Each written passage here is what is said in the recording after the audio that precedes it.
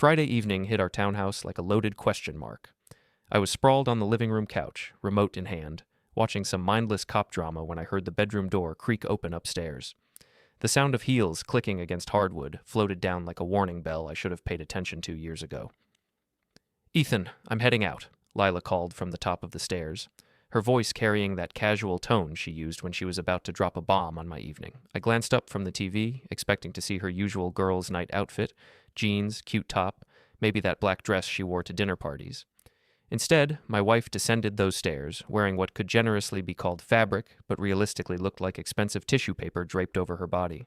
The dress was sheer, not see-through in dim lighting, not revealing in the right angle, completely, utterly transparent.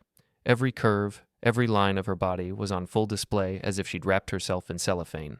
No bra, no underwear, nothing but Lyla and a designer price tag masquerading as clothing. "What the hell are you wearing?" The words tumbled out before my brain could process the full scope of what I was seeing. She spun around in the living room, arms extended like she was modeling for Vogue instead of preparing to walk out of our house looking like she'd forgotten to finish getting dressed. "It's new. I got it downtown yesterday." The smile on her face was the kind you give someone when you're testing their limits. "Lyla, I can see everything. Literally everything." I stood up, pointing at her with the remote still clutched in my hand. "You're not wearing anything under that."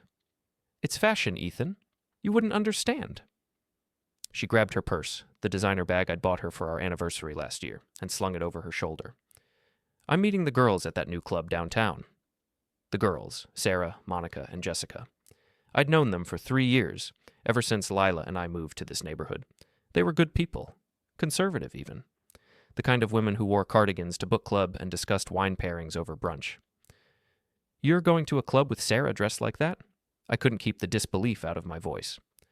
"Sarah wears turtlenecks in July." "People change, Ethan. Maybe you should try it sometime." She was already moving toward the front door, keys jingling in her hand. "Wait." I followed her into the foyer, my mind racing. This isn't appropriate for girls' night. This isn't appropriate for anywhere public. She turned around, and for a moment, standing in the light from our entryway chandelier, the full reality of her outfit hit me again. The dress wasn't just revealing, it was an announcement, a statement, a declaration that my wife was advertising herself to every man in whatever room she entered. "You don't control what I wear, Ethan." Her voice had shifted from casual to defiant. "I'm an adult. I can dress however I want." "But why would you want to dress like—" I stopped myself before finishing that sentence, but we both knew where it was heading. "Like what?" She stepped closer, challenging me to say it. "Like you're available." The words hung between us like a slap. Her eyes flashed with something I couldn't quite read. Anger, guilt, or maybe relief that I'd finally said what we'd both been thinking. "Don't wait up," she said, pulling the door open. The cool October air rushed in, and I realized that in about 30 seconds, my wife was going to walk out into the world wearing nothing but a transparent dress and her own audacity. "Lyla." The door slammed shut, leaving me standing in our foyer, staring at wood grain and brass hardware while trying to process what had just happened. Outside, I heard her car start up and pull away, taking my wife and her see-through dress into the night. I walked back to the living room and sank into the couch, but the cop drama on TV suddenly seemed tame compared to the mystery that had just driven away from my house. In 3 years of marriage, Lyla had never worn anything remotely like that dress. She saved her most attractive outfits for date nights with me, not girls' nights with Sarah and her crew. Something was wrong. Something was very, very wrong. I picked up my phone and scrolled to Sarah's number. If they were all going out together, she'd know about it. She'd probably been planning it for weeks, the way she planned everything else in her meticulously organized life. The phone rang twice before Sarah's familiar voice answered. "Hey, Ethan, what's up?" "Hi, Sarah. Quick question. Is Lyla with you tonight for girls' night?" Silence. Not the pause of someone trying to remember plans, but the silence of genuine confusion. "Girls' night? What girls' night?" "I'm at home with David watching Netflix. We're not going out anywhere tonight." My stomach dropped like I'd just stepped off a cliff. "She didn't call you about going to that new club downtown?" "No, Ethan. I haven't talked to Lyla since Tuesday. Are you okay? You sound worried." I was more than worried. I was staring down the barrel of a truth I didn't want to acknowledge. "Yeah, I'm fine. Must have gotten my wires crossed. Thanks, Sarah. Tell Lyla to call me tomorrow. We should catch up." "I'll do that." I hung up and sat there in the glow of the TV, processing the implications. Lyla had lied about where she was going. She'd lied about who she was going with. And she'd done it while wearing a dress that left nothing to the imagination. My wife was meeting someone who wasn't me, wasn't her friends, and apparently deserved to see her in ways I hadn't seen her in months. I felt something cold and sharp settle in my chest. Not quite anger yet, but the seed of something that could grow into rage if I watered it with enough evidence. Instead, I took a deep breath and did what any reasonable husband would do in 2023. I checked the location app on her phone. 6 months ago, after Lyla had gotten lost coming home from a work conference and I'd spent 3 hours worried sick, we'd both installed family tracking apps on our phones. For safety, she'd said, so we always know where each other are. I opened the app and watched as a little pink dot appeared on the map, showing Lila's location in real time. She wasn't at any club downtown. She was at the Grandview Hotel, one of the most expensive places in the city, the kind of place where drinks cost $30 and the rooms cost more per night than I made in a week. The kind of place you take someone when you want to impress them. I stared at that pink dot for a full minute, watching it stay stationary in the hotel's bar area. My wife was sitting in an expensive hotel bar, wearing a see-through dress, having lied to me about where she was going and who she was meeting. The seed in my chest started to sprout. I could have called her, could have confronted her over the phone, demanded explanations, given her a chance to lie some more. Instead, I did something that would either save my marriage or end it permanently. I called her parents. Margaret and Robert Hartwell had raised their daughter with old-fashioned values and new money expectations. They believed in modesty, propriety, and the kind of behavior that wouldn't embarrass the family name at country club functions. They also believed that when their son-in-law called them with urgent news about their daughter, they should drop everything and come running. They arrived at my house in 23 minutes, which meant Robert had driven his Mercedes like he was fleeing a crime scene. Margaret knocked on the door with the rapid-fire pattern she used when she was worried, and I opened it to find both of them standing on my porch looking like they expected to find their daughter bleeding on my kitchen floor. "Ethan, what's wrong? Is Lyla hurt?" Margaret pushed past me into the house, her eyes scanning for signs of disaster. "She's not hurt," I said, closing the door behind Robert. "But we need to talk. Sit down." They settled onto the couch, holding hands the way couples do when they're bracing for bad news. I remained standing, pacing in front of the coffee table like a lawyer about to present evidence to a jury. Lyla left here an hour ago wearing a dress that's completely see-through. No underwear, no bra, nothing underneath. When I asked where she was going, she said girls' night at a club downtown. Margaret's hand flew to her chest. "What do you mean, see-through?" "I mean you can see her entire body through the fabric. Everything. It's not revealing clothing. It's basically being naked in public with a thin layer of material over her skin." Robert's face was turning red, the way it did when someone cut him off in traffic. "That doesn't sound like Lyla. Are you sure you're not exaggerating?" I pulled out my phone and opened Instagram. Lyla had posted a selfie from her car 20 minutes ago, taken from an angle that showed off the full effect of her outfit. In the photo, sitting in the driver's seat with the car's interior lighting, the dress might as well have been invisible. I handed the phone to Margaret, who looked at the screen and immediately gasped. "Oh my God, Robert, look at this." Robert took the phone, squinted at the screen, and his face went from red to purple. "This is our daughter?" "Posted 37 minutes ago," I confirmed. "But here's the thing. I called Sarah to ask about girls' night. There is no girls' night. Sarah's at home with her husband. Lyla lied about where she was going." Margaret was staring at the photo like it might change if she looked hard enough. "Where is she really?" I showed them the tracking app. "Oh, Grandview Hotel? She's been there for 45 minutes. The silence in my living room was deafening. Margaret and Robert exchanged the kind of look that passes between parents when they realize their child has done something that's going to require damage control. "What do you think she's doing there?" Margaret's voice was small, like she was afraid of the answer. "I think she's meeting a man. I think she's been meeting men. And I think tonight she decided to dress for the occasion." Robert stood up, his jaw set in the expression he wore when he was about to fire someone. "We're going to that hotel, right now." "Robert, maybe we should call first," Margaret started. "No." He was already reaching for his car keys. "If our daughter is at a hotel dressed like that, we're going to find out why. Ethan, you're coming with us." The drive downtown was tense and quiet. Robert gripped the steering wheel like he was strangling it, while Margaret sat in the passenger seat clutching her purse and occasionally making small, distressed sounds. I sat in the back, watching the city lights blur past and trying to prepare myself for whatever we were about to find. The Grandview Hotel rose from the downtown skyline like a monument to expensive bad decisions. Valet parking, doormen in uniforms. The kind of lobby where they served champagne to people checking in. Not the kind of place my wife had any business being on a Friday night without me. We walked through the marble lobby toward the bar, our footsteps echoing off the high ceiling. The bar was dimly lit, all dark wood and soft jazz, with the kind of atmosphere designed to make people feel sophisticated while they made questionable choices. I spotted Lyla immediately. She was sitting at a corner table, and even in the bar's subdued lighting, her dress was doing exactly what it was designed to do. Every curve of her body was visible to anyone who cared to look, and from the way several men at nearby tables were stealing glances, plenty of people were looking. She wasn't alone. The man sitting across from her was older, maybe mid-40s, with silver hair and an expensive suit. His hand was resting on her thigh, his fingers spread across the sheer fabric of her dress like he owned what was underneath. Lyla was laughing at something he'd said, leaning forward in a way that gave him an even better view of what the dress wasn't hiding. Margaret made a sound like she'd been punched in the stomach. Robert started walking toward their table before I could stop him, his face set in an expression that could have melted steel. Margaret and I followed, creating a small parade of family judgment heading straight for my wife's romantic evening. Lyla saw us coming when we were about 10 feet away. The laughter died on her face, replaced by the kind of panic you see in deer caught in headlights. The man's hand jerked away from her leg like he'd been burned. "Dad?" Lila's voice was small and confused, like she was hoping this was all a hallucination. "What are you doing here?"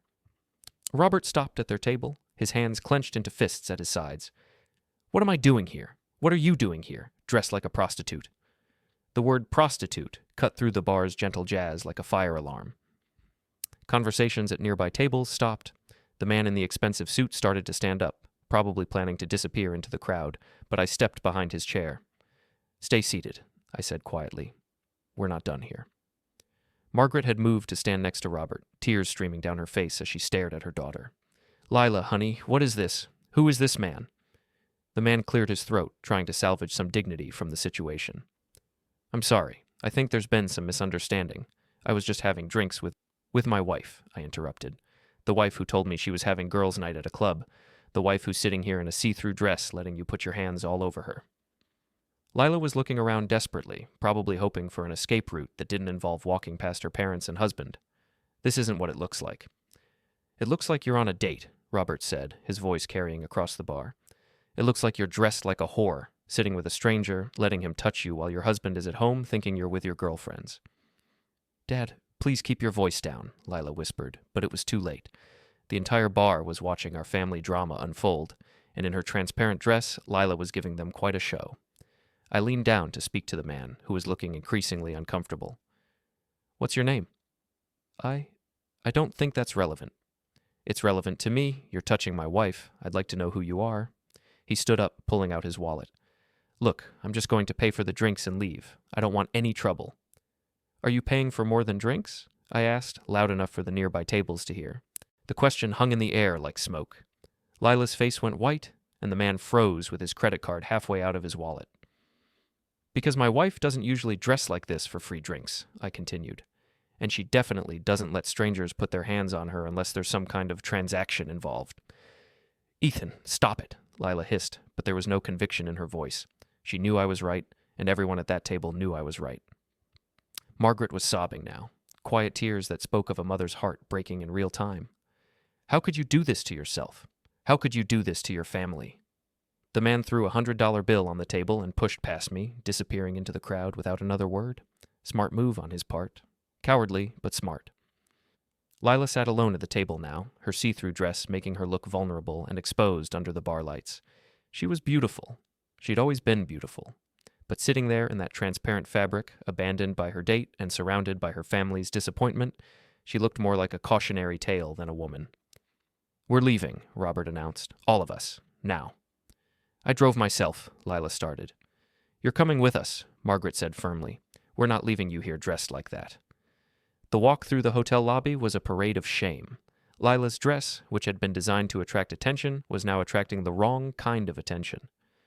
The doorman stared. The desk clerk stared. Other guests stopped their conversations to watch us pass. By the time we reached the parking garage, Lyla was crying. The ride back to my house was silent, except for Lila's quiet sobbing in the back seat next to me. Margaret kept turning around to look at her daughter, then facing forward again like she couldn't bear to see her that way. Robert drove with the grim determination of a man who just watched his family's reputation dissolve in a hotel bar. When we pulled into my driveway, I could see the living room lights were still on, exactly as I'd left them an hour ago. It felt like I'd been gone for days. "Come inside," I said to Lyla as we got out of the car.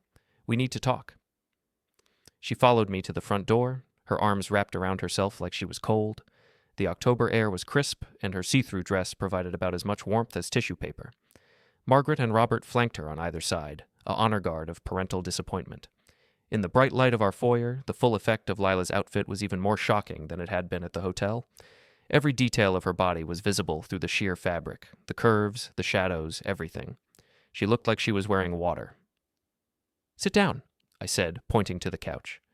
She perched on the edge of the cushions, her hands folded in her lap, while her parents took the chairs across from her. I remained standing, pacing again, trying to organize my thoughts into something that resembled coherent questions. "How long has this been going on?" I started with the obvious question. "Nothing's going on," she said, but her voice lacked conviction. "I was just having drinks with a friend. A friend whose name you don't want to tell us. A friend who had his hands all over you. A friend you dressed like a stripper to meet." Robert made a disgusted sound.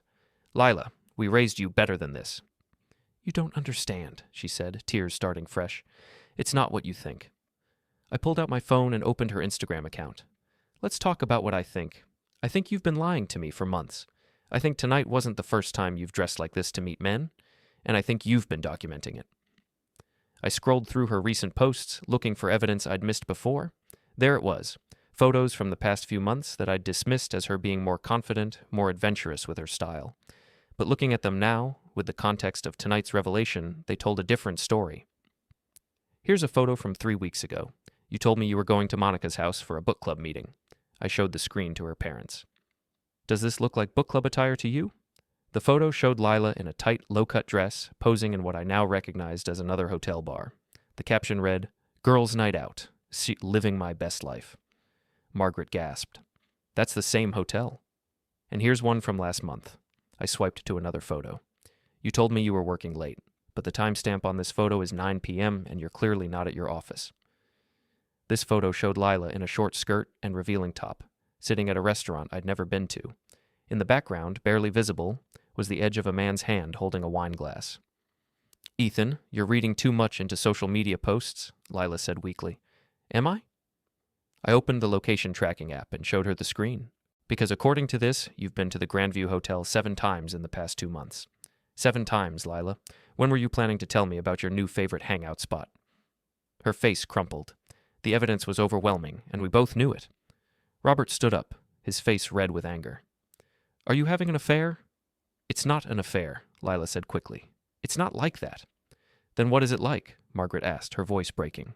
"Help us understand why our daughter is sitting in hotel bars dressed like this, letting strange men touch her." I sat down across from Lyla, close enough to see the mascara streaking down her cheeks. "The man tonight. How did you meet him?" She was quiet for a long moment, staring at her hands. When she finally spoke, her voice was barely above a whisper. "Online." "What kind of online?" "A website. For meeting people." Robert and Margaret exchanged horrified looks. I felt that cold seed in my chest bloom into something darker. "What kind of website, Lyla?" "It's called Seeking Arrangement," she said, the words tumbling out like a confession. "It's for people who want to help other people financially, in exchange for companionship." The silence in our living room was deafening. Margaret looked like she might faint. Robert looked like he might commit murder. "You're talking about prostitution," I said flatly. "It's not prostitution." Lila's voice rose in desperation. It's just dinner and drinks and conversation. These are successful men who want company, and they're willing to pay for it. It's not illegal." "How much?" The question came out harder than I'd intended. "What? How much are they paying you for your companionship?" She was crying harder now, her whole body shaking. "It depends. Usually $500 for dinner, sometimes more for longer evenings." Margaret made a sound like she was being strangled. "Oh, Lyla. Oh, honey, no." "Why?" I asked. "Why would you do this? We have money. We have a good life. Why would you sell yourself to strangers?" "Because I wanted more." The words exploded out of her like she'd been holding them back for years. "I wanted nice things, expensive things. I wanted to feel special and desired and alive. Do you know what it's like being married to someone who works in IT and thinks dinner at Olive Garden is a special occasion? The accusation hit me like a slap. So, this is my fault? Because I don't make enough money to keep you entertained? That's not what I meant. That's exactly what you meant. I stood up, pacing again. You decided our life wasn't good enough, so you started selling yourself to men who could afford better. Robert's voice was ice cold. How many men? Lyla looked up at her father, tears streaming down her face. Dad, please, how many men have you taken money from? I don't know. Maybe 15 or 20 over the past few months. Margaret was openly sobbing now. 20 men? Lyla, what have you done to yourself? I felt something snap inside my chest. 20 men. My wife had been with 20 men, taking their money, letting them touch her, probably doing things she'd never done with me. And all while lying to my face about book clubs and girls' nights and working late. Get out, I said quietly. What? Lyla looked up at me, confused. Get out of my house. Pack your things and get out. Ethan, we can work through this. No. My voice was steady, calm, final. We can't. You've been prostituting yourself for months. You've been lying to me every single day. You've been taking money from strange men and God knows what else. There's nothing to work through.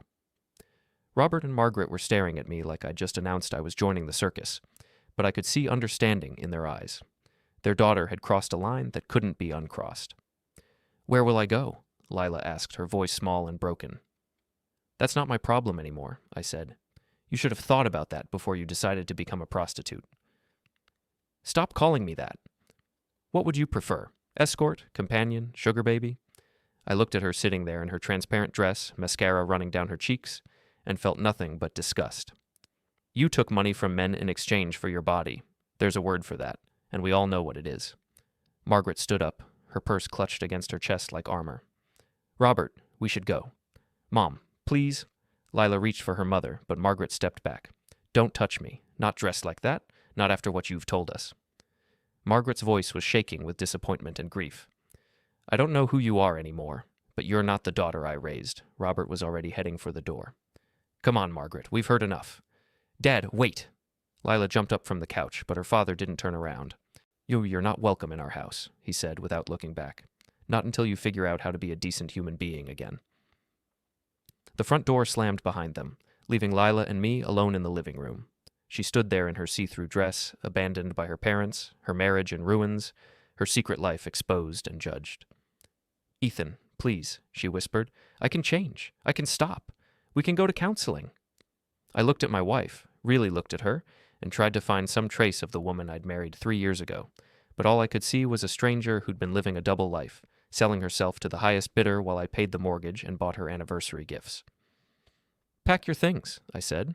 You have 1 hour. She started to say something else, then seemed to realize there was nothing left to say. She walked upstairs to our bedroom, her heels clicking on the hardwood, and I heard drawers opening and closing as she gathered her belongings.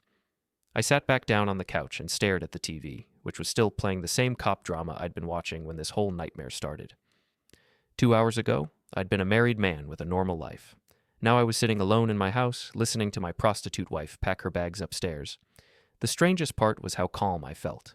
No rage, no tears, no desperate desire to fight for our marriage. Just a cold, clear certainty that this chapter of my life was over. When Lyla came back downstairs with her suitcases, she looked like a different person. She'd changed out of the see-through dress into jeans and a sweater, washed the makeup off her face, pulled her hair back into a ponytail. She looked younger, more vulnerable, more like the woman I'd married. I'm sorry, she said, standing by the door with her bags. I'm so sorry, Ethan. I never meant for it to go this far. But it did go this far, I replied. And now we both have to live with the consequences. She opened the door, paused, then looked back at me one more time. I did love you. I do love you. I wanted more. I know, I said. But you wanted it more than you wanted us. After she left, I sat in the quiet house and tried to process what had just happened. My wife was gone. My marriage was over. And somewhere out there, probably in another hotel bar, there were men who knew my wife's body better than I did. But for the first time in months, I wasn't wondering where Lyla was or what she was doing. I knew exactly what she was doing, and I knew I was better off without it. The see-through dress was still upstairs, crumpled on our bedroom floor where she'd left it. Tomorrow, I'd throw it away. Tonight, I was just going to sit here and enjoy the silence of a house that was finally free of lies. The next morning brought coffee, silence, and a text message that changed everything. I'd slept poorly, waking up every few hours to the unfamiliar quiet of a house without Lyla in it. No hair dryer at 6 a.m., no heels clicking across the bathroom tile, no cheerful chatter about her plans for the day. Just silence and the gradually dawning realization that I was now a single man with a mortgage payment and a story I'd never want to tell at parties. The text came at 8:47 a.m. while I was sitting at the kitchen table with my second cup of coffee, staring at divorce lawyer websites on my laptop. Please don't tell anyone what happened. I'm staying at Monica's. We can work this out if you just give me a chance. I love you. I stared at the message for a full minute, then deleted it without responding. Lyla was still trying to control the narrative, still trying to minimize the damage to her reputation, still thinking this was something that could be worked out with enough apologies and promises. She was wrong. I opened my laptop and navigated to Facebook, then to Instagram, then to Twitter. Lila's social media presence was carefully curated. Photos of our happy marriage, her successful career, her close friendships, her loving family. The image of a woman who had everything she could want. It was all a lie, and I was done protecting her lies. I started with Facebook, a simple status update. After discovering that my wife has been working as an escort for the past several months, I will be filing for divorce. I want to thank Margaret and Robert Hartwell for their support during this difficult time, and I want to apologize to anyone who may have been deceived by Lila's double life. I tagged Lyla, her parents, and about 30 of our mutual friends and family members. Then Instagram. I posted the photo Lyla had taken in her car the night before, the one in the see-through dress, with a caption. My wife's outfit for what she told me was girls' night out. Turns out she was meeting a client at the Grandview Hotel. Ladies and gentlemen, I present my soon-to-be ex-wife's career change. Finally, Twitter. I kept it simple. PSA. If you're looking for companionship in the downtown area, my wife, Lila Cole, is apparently available for hire. Rates start at $500. Don't wait up. I posted everything simultaneously, then closed the laptop and finished my coffee. Within minutes, my phone started buzzing with notifications, comments, likes, shares, direct messages. The story was spreading like wildfire through our social circle. My phone rang. Sarah's name appeared on the screen. Ethan? Oh my God, I just saw your Facebook post. Is this real? It's real, I said. She's been meeting men through some sugar daddy website, taking money for companionship. Last night was just the first time I caught her in the act. I can't believe it. I mean, I can believe it, but... Lyla? Really? Really.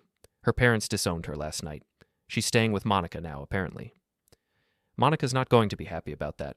She just got engaged, and her fiancé is super conservative. Having Lyla stay there is going to cause problems. I hadn't thought about that, but Sarah was right. Monica's fiancé was a banker who attended church twice a week and believed in traditional family values. He wasn't going to be thrilled about harboring a woman who'd been outed as an escort. That's not my problem anymore, I said. Are you okay? I mean, this must be devastating. I'm angry, I admitted. But I'm not devastated. I'm relieved. For months, I've been wondering why she was so distant, why she was always going out without me, why she seemed like a different person. Now I know. What are you going to do? File for divorce, sell the house, start over. Do you need anything? I could bring dinner later, or we could just talk. Thanks, Sarah, but I'm okay. I just need some time to process all this. After I hung up, I realized Sarah's call was just the beginning. My phone was going to be ringing all day with friends and family members who'd seen the posts and wanted details. I turned it to silent and went back to researching divorce lawyers. At 11:30, someone knocked on my front door. I looked through the peephole and saw Monica standing on my porch, her face red with anger. I opened the door, but didn't invite her in. Monica, what the hell is wrong with you? She exploded. How could you post those things about Lyla? Do you have any idea what you've done to her reputation? I've told the truth about her reputation, I said calmly. There's a difference. She made a mistake. She's going through a difficult time, and instead of supporting her, you're destroying her life. She destroyed her own life when she decided to become a prostitute. I'm just making sure people know who they're dealing with. Monica's face was getting redder. She's not a prostitute. She's confused and lonely, and she made some bad choices. But that doesn't give you the right to humiliate her publicly. Actually, it does. She's my wife. Was my wife. When she decided to sell herself to strangers, she forfeited any right to privacy about her activities. She's at my apartment crying her eyes out. She can't show her face anywhere because of what you've posted. Good, I said. Maybe she should have thought about that before she started advertising herself online. Monica stared at me like I'd grown horns. I don't know who you are anymore, Ethan. The man Lila married would never be this cruel. The woman I married would never sell herself to strangers. People change, Monica. Your friend changed into someone I don't recognize, and now I'm changing into someone who won't tolerate being lied to and betrayed. She loves you. She loves money more, and she loves attention more, and she loves feeling special more. If there was any room left over for loving me, she had a funny way of showing it. Monica was quiet for a moment, probably realizing she wasn't going to change my mind. She needs a place to stay. Her parents won't talk to her, and she can't afford a hotel.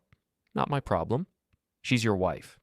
She's my soon-to-be ex-wife, and if she needs money, she can always go back to her clients. I hear she's very popular. Monica looked like she wanted to slap me. You're being horrible. I'm being honest. There's a difference. After Monica left, I made myself lunch and continued researching lawyers. The phone calls and text messages kept coming, some supportive, some shocked, some asking for more details. I ignored most of them. At 3 p.m., my phone rang with a number I didn't recognize. I almost didn't answer, but curiosity got the better of me. Is this Ethan Cole? The voice was male, older, unfamiliar. Who's asking? My name is David Morrison. I believe you know my wife, Patricia. She's friends with your wife. I searched my memory and came up with Patricia Morrison, a woman in her 50s who worked with Lyla at the PR firm. What can I do for you, Mr. Morrison? I saw your social media posts about Lila's activities. I wanted to thank you for posting them. That wasn't what I'd been expecting. Thank me? Patricia has been acting strangely for the past few months. Staying out late, being secretive about where she's going, buying expensive clothes we can't afford. After seeing your posts about that website, I did some investigating of my own. My stomach dropped. And I found Patricia's profile on the same site. She's been doing exactly what your wife was doing. Meeting men, taking money, lying to me about where she was going. I sat down heavily on the couch. I'm sorry. Don't be sorry. Be proud. If you hadn't posted about Lyla, I might never have figured out what Patricia was doing. You saved me months or years of being deceived. After David hung up, I realized that my decision to expose Lyla publicly was having consequences I hadn't anticipated. Other husbands were discovering their wives' secret lives. Other marriages were falling apart. Part of me felt guilty about that, but a larger part of me felt vindicated. If there were other women in our social circle who were living double lives, their husbands deserved to know the truth. At 6 p.m., Lyla called. I let it go to voicemail, then listened to the message. Ethan, please. You've made your point. Everyone knows what I did. My career is ruined. My friendships are over. My parents won't speak to me. Isn't that enough? Can't you please take down those posts and let me try to rebuild my life? I deleted the message without calling her back. At 8 p.m., Margaret called. Ethan, dear, I wanted to check on you. Are you doing all right? I'm fine, Margaret. How are you and Robert holding up? We're devastated, honestly. We keep asking ourselves where we went wrong, how we failed to teach Lyla proper values. You didn't fail. You raised her right. She chose to throw away everything you taught her. I saw your social media posts. Part of me thinks you were too harsh, but part of me is glad the truth is out there. I couldn't bear the thought of people thinking we approved of her behavior. I'm sorry you had to find out this way. I'm sorry it happened at all. Robert and I want you to know that we consider you family, regardless of what happens with the divorce. You've been a good husband to her, and she threw it away for money and excitement. Thank you. That means a lot. Is there anything you need? Anything we can do? Just, if anyone asks, tell them the truth. Don't let Lyla rewrite history to make herself look like the victim. We won't. We promise. After Margaret hung up, I realized that I wasn't alone in this. Lila's parents were on my side. Our mutual friends were supporting me. Even strangers like David Morrison were thanking me for exposing the truth. Lyla had spent months building a web of lies and deception. In one day, I'd torn it all down and shown everyone who she really was. The woman in the see-through dress, taking money from strangers, lying to everyone who loved her. And for the first time since this nightmare began, I felt like I was winning. Monday morning brought a new reality. I woke up in an empty house, made coffee for one, and prepared to face a world where everyone knew my personal business. The social media posts had been shared hundreds of times over the weekend, and my phone was full of messages from people I hadn't heard from in years. Some were supportive, some were shocked. A few were judgmental, suggesting I should have handled things privately instead of airing my dirty laundry online. But most people seemed to understand that what Lyla had done crossed a line that couldn't be uncrossed. I was getting dressed for work when someone knocked on the door. Through the peephole, I saw a woman I didn't recognize, mid-30s, professional-looking, carrying a briefcase. "Mr. Cole, my name is Jennifer Walsh. I'm a divorce attorney. I was wondering if you might have a few minutes to discuss your situation." I opened the door but kept the chain latched. "I didn't call any lawyers yet." "I know, but after seeing your social media posts, I wanted to reach out. I specialize in cases involving adultery and financial deception. I think I can help you." "How did you get my address?" "Public records. Mr. Cole, what your wife did, taking money from other men, lying about her whereabouts, essentially operating as an escort while married, gives you significant advantages in divorce proceedings. But you need to act quickly to protect your assets and document everything properly." I let her in and listened as she explained the legal implications of Lila's activities. Adultery was still grounds for fault-based divorce in our state, which meant I could potentially avoid paying alimony. The fact that she'd been taking money from other men could be considered dissipation of marital assets, which might entitle me to a larger share of our joint property. "The social media posts were actually smart," Jennifer said. "They establish a clear timeline and show that you weren't complicit in her activities. Plus, they've probably encouraged other witnesses to come forward." "Other witnesses?" "Hotel staff who saw her with different men. Other wives who might have suspected something. People who can testify about her behavior and reputation. In a fault-based divorce, character evidence matters." I hired Jennifer on the spot and spent the next hour going through bank statements, credit card bills, and Lila's social media history. The evidence was overwhelming: unexplained cash deposits, charges at expensive restaurants and hotels, photos that didn't match her supposed whereabouts. "This is one of the strongest adultery cases I've ever seen," Jennifer said. "Your wife was essentially running a business, and she was using marital resources to support it. The car she drove to meet clients, the phone she used to arrange meetings, even the makeup and clothes she bought for these encounters, all paid for with marital funds." After Jennifer left, I went to work and tried to focus on normal things like server maintenance and software updates. But every few minutes, someone would stop by my cubicle to ask how I was doing or to share their thoughts about what had happened. "I always thought there was something off about Lyla," said my coworker Jake. "She seemed too high maintenance for someone married to an IT guy." "No offense." "None taken. You were right. Are you going to be okay financially? Divorce can be expensive." "I'll be fine. The house is in my name, and most of our debt is from her shopping habits. Plus, she's not going to be in a position to ask for much support." At lunch, I got a call from Robert. "Ethan, I wanted to let you know that Lyla came by the house this morning. We didn't let her in, but she stood on the porch crying and begging us to forgive her." "What did you tell her?" "Margaret told her that she needed to figure out how to live with the consequences of her choices. I told her that she was no longer welcome in our family until she could prove she'd changed completely." "How did she react?" "She got angry, started screaming about how we were all being unfair, how she was the victim, how you had ruined her life by posting those things online. She said she was going to sue you for defamation." I laughed, which probably wasn't the reaction Robert was expecting. "She can try, but truth is an absolute defense against defamation. Everything I posted was accurate." "That's what I figured. Ethan, I want you to know that Margaret and I are proud of how you've handled this. A lot of men would have just quietly filed for divorce and tried to sweep everything under the rug. You had the courage to expose the truth, even though it was painful. I couldn't let her keep lying to everyone, and I couldn't let other people think I was okay with what she was doing. Well, you've certainly made your position clear. The whole town is talking about it." That evening, I decided to venture out for dinner instead of eating alone at home.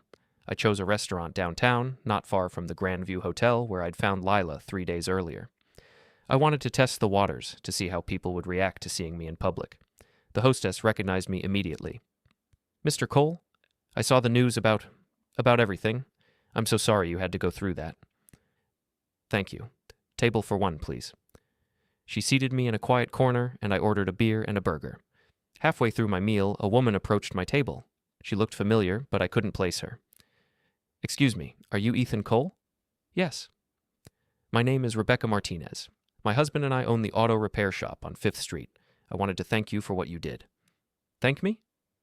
She sat down across from me without being invited. My sister has been acting strange lately. Staying out late, being secretive, spending money we knew she didn't have. After seeing your posts about that website, we looked into it and found out she was doing the same thing as your wife. I was starting to see a pattern. I'm sorry to hear that. Don't be sorry, be proud. You probably saved my sister's marriage by exposing this before it went too far. Her husband was starting to suspect something, but he didn't know what. Now they can get counseling and work through it before she does something that can't be undone. After Rebecca left, I realized that my decision to go public with Lila's activities was having a ripple effect throughout the community. Other women were being caught, other marriages were being examined, other families were being forced to confront uncomfortable truths. I finished my dinner and walked outside, planning to head home. But as I reached my car, I saw a familiar figure standing under a streetlight across the street. Lyla. She was wearing jeans and a hoodie, her hair pulled back in a messy ponytail. She looked tired, defeated, nothing like the confident woman who'd walked out of our house in a see-through dress 3 days earlier. She saw me looking and crossed the street, her hands shoved deep in her pockets. Ethan. Lyla. Can we talk? Please? Just for 5 minutes? I looked at my watch. You have 3 minutes. I'm sorry. I know I've said it before, but I need you to understand how sorry I am. I never meant for things to go this far. It started as just easy money, dinner with lonely men who wanted company, but it escalated, and I got caught up in the excitement and the money and the feeling of being desired. And I lost sight of what was important. I lost sight of us, of our marriage, of the life we'd built together. I threw it all away for something that meant nothing. You threw it away for money and attention? That's not nothing, Lyla. That's a choice. You chose money and attention over our marriage. I know, and I'll regret it for the rest of my life. But can't we try to work through this? Can't we go to counseling and try to rebuild what we had? I looked at her standing there in the streetlight, and for a moment I almost felt sorry for her. She looked broken, desperate, completely different from the confident woman who'd been advertising herself online for months. But then I remembered the lies, the deception, the 20 men she'd taken money from, the way she'd looked at me like I was the problem when I questioned her see-through dress. No, I said simply. We can't. Why not? People make mistakes, Ethan. People change. I can change. Because I don't trust you. Because every time you told me you were going to book club or girls' night or working late, you were lying to my face. Because you looked me in the eye every morning for months while you were living a double life. Because you took money from strangers to do things you wouldn't do with your own husband. Tears were streaming down her face now. I can earn your trust back. No, you can't. Trust isn't something you can earn back after what you've done. It's something you destroyed completely, and there's no way to rebuild it. So that's it? 3 years of marriage, gone just like that? You ended our marriage the first time you took money from another man. I'm just making it official. She wiped her eyes with her sleeve. Everyone hates me now. My parents won't speak to me. My friends have all turned their backs on me. I lost my job because of the social media posts. I have nothing left. You have whatever money you made from your clients. You have the skills you developed meeting their needs. You have the reputation you built for yourself. You have exactly what you chose over our marriage. That's cruel. That's honest. You made your choices, Lyla. Now you get to live with them. She stood there for another minute, probably hoping I'd change my mind or show some sign of weakness. But I was done being weak where she was concerned. I was done making excuses for her behavior or trying to understand her motivations. Goodbye, Lyla, I said, getting into my car. Ethan, wait. I drove away, leaving her standing alone under the streetlight. In my rearview mirror, I could see her watching my car disappear into the night, probably realizing that her old life was truly over. When I got home, I poured myself a drink and sat on the couch in the quiet house. Tomorrow, I'd continue the divorce proceedings. I'd start making plans to sell the house and move somewhere new. I'd begin the process of rebuilding my life without the woman who'd betrayed everything we'd built together. But tonight, I was just going to sit here and enjoy the peace of a house that was finally free of lies and deception. The see-through dress was gone. The woman who wore it was gone. And for the first time in months, I felt like I could breathe freely in my own home. 2 weeks after the hotel confrontation, I was settling into a new routine. Wake up, coffee, work, gym, dinner, sleep. Simple, honest, free of drama. The divorce papers had been filed, the house was on the market, and I'd started looking at apartments in a different part of town. Lyla had been staying with various friends, moving from couch to couch as people grew tired of her drama. According to Sarah, who'd become my unofficial source of information about my soon-to-be ex-wife's activities, Lila was struggling to find steady housing or employment.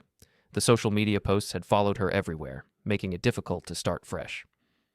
She's applied to at least a dozen jobs, Sarah told me over coffee.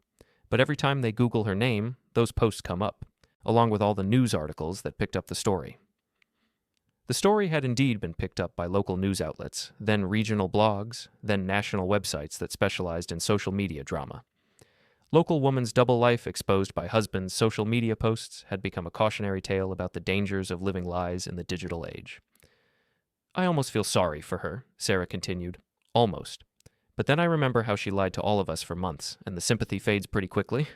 I was walking to my car after work on a Thursday evening when I saw a familiar figure waiting by the driver's side door. Not Lyla this time, but someone almost as unwelcome. Damien Shaw, the man from the hotel bar.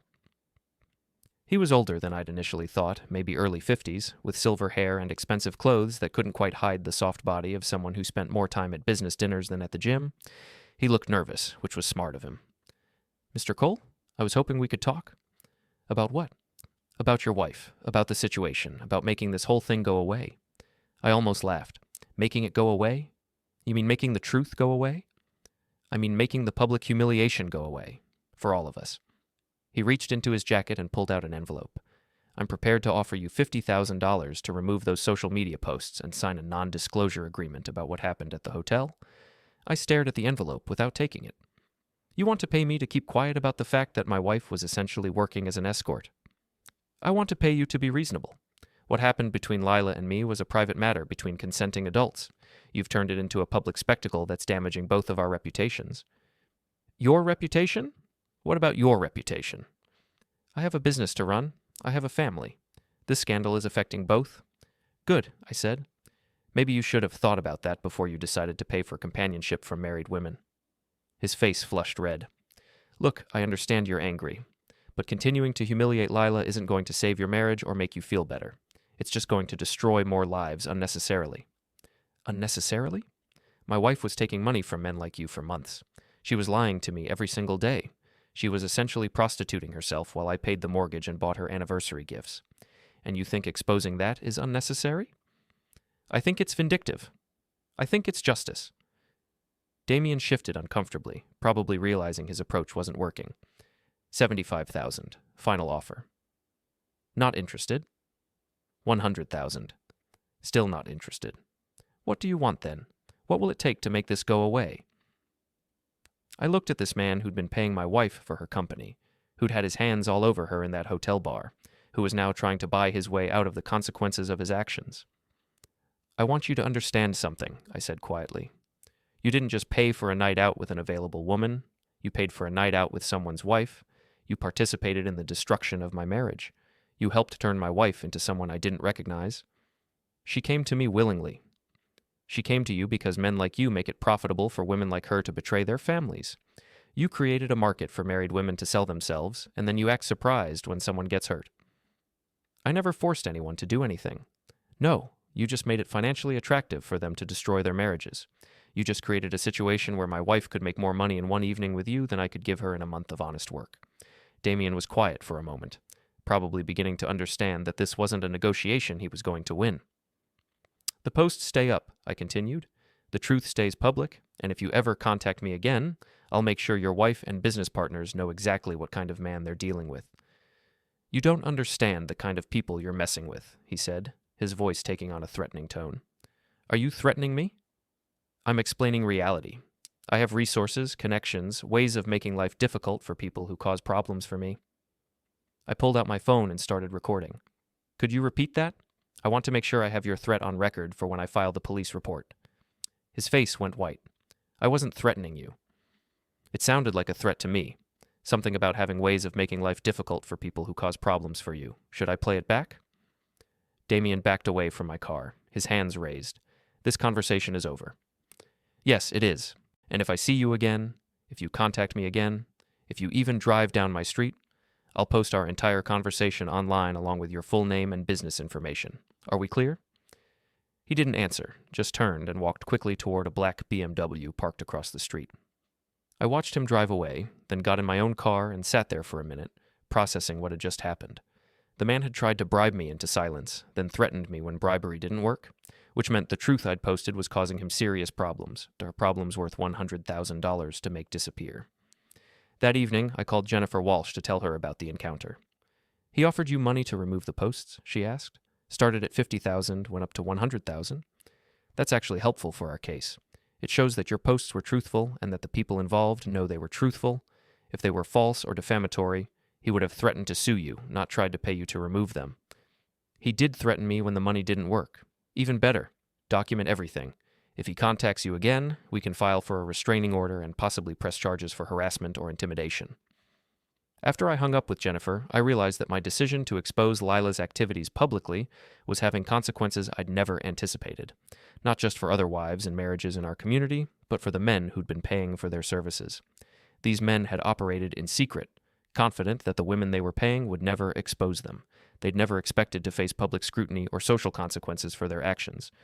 The fact that Damien was willing to pay $100,000 to make the story disappear showed just how damaging the exposure was to his life and business. The next morning, I got a call from a number I didn't recognize. "Mr. Cole, this is Detective Maria Santos with the City Police Department. I was wondering if you could come in to answer some questions about your social media posts regarding your wife's activities." My stomach dropped. "Am I in trouble?" "Not at all. But we've received several tips about possible prostitution activities in the downtown area, and your posts seem to have triggered a larger investigation. We'd like to get your statement and any evidence you might have." I met with Detective Santos that afternoon and spent 2 hours going through everything I knew about Lila's activities. The hotel visits, the website profiles, the money transfers, the lies about where she was going and who she was meeting. "We've been investigating escort services in the downtown hotels for months," Detective Santos explained. "But it's difficult to build cases when everyone involved claims it's just companionship and dinner. Your wife's situation is different because there's clear evidence of deception and financial transactions." "Are you going to arrest her?" "Probably not. What she was doing exists in a legal gray area, but the men who were paying her might face different consequences, especially if we can prove they knew she was married and were essentially paying her to commit adultery." "What kind of consequences?" "Depends on their other activities. Some of these men are married themselves, which could affect divorce proceedings. Some are business owners whose reputations matter to their success. Some might be engaging in tax evasion if they're not reporting these payments properly." I left the police station feeling like I'd opened a door I couldn't close. What had started as a personal betrayal was becoming a community-wide scandal with legal implications I'd never considered. That evening, Sarah called with an update on Lila's situation. "She's staying in a motel now," Sarah said. "Monica kicked her out after her fiancé found out what was going on. Jessica won't take her calls. Even her cousin in Portland won't let her come stay there." "What's she doing for money?" "I don't know. I think she's burned through whatever she had saved from her activities. She applied for unemployment, but since she was fired for cause, she probably won't get it." "She was fired?" "The PR firm let her go after the story went viral. They said it was affecting their reputation and client relationships." I felt a momentary pang of guilt, but it passed quickly. Lila's employer had made a business decision based on her publicly revealed behavior. That wasn't my fault. It was a consequence of her choices. "Ethan, can I ask you something?" Sarah's voice was hesitant. "Do you ever regret posting those things? Do you ever wish you'd handled it privately?" I thought about it for a moment. "No, I don't regret it. If I'd handled it privately, she would have found a way to make herself look like the victim. She would have told people I was controlling or abusive, or that we just grew apart. She would have rewritten history to protect her reputation. But now her life is basically over. Her old life is over. The life where she could lie to everyone and get away with it. Where she could live a double life without consequences. Where she could betray her family and friends and still expect their support. That's pretty harsh. What she did was harsh, Sarah. She didn't just cheat on me. She commercialized the cheating. She turned our marriage into a business opportunity. She looked me in the eye every morning for months while she was planning to meet other men for money." "I know, you're right. I've never seen someone's life fall apart so completely, so publicly. She chose this. Every step of the way she chose this. She chose to sign up for that website. She chose to meet those men. She chose to take their money. She chose to lie to me and to all of you. And when I found out, she chose to try to minimize it and make excuses instead of taking responsibility. What happens now? Now she gets to live with the consequences of her choices, and I get to move on with my life." After Sarah hung up, I sat in my quiet house and thought about everything that had happened in the past few weeks. 3 weeks ago, I'd been a married man with a normal life and a wife I thought I knew. Now I was single, my story was known throughout the community, and I was apparently a key witness in a police investigation. But for the first time in months, I felt like I was living in reality instead of a carefully constructed lie. I knew the truth about my wife, my marriage, and my life. The truth was ugly and painful, but it was real. And reality, even painful reality, was better than living in someone else's deception. The see-through dress had been more than just an outfit. It had been a symbol of everything Lila had become. Transparent, revealing, designed to attract the attention of strangers rather than the love of her husband. Now everyone could see her as clearly as I had that night, and she would have to live with that transparency for the rest of her life.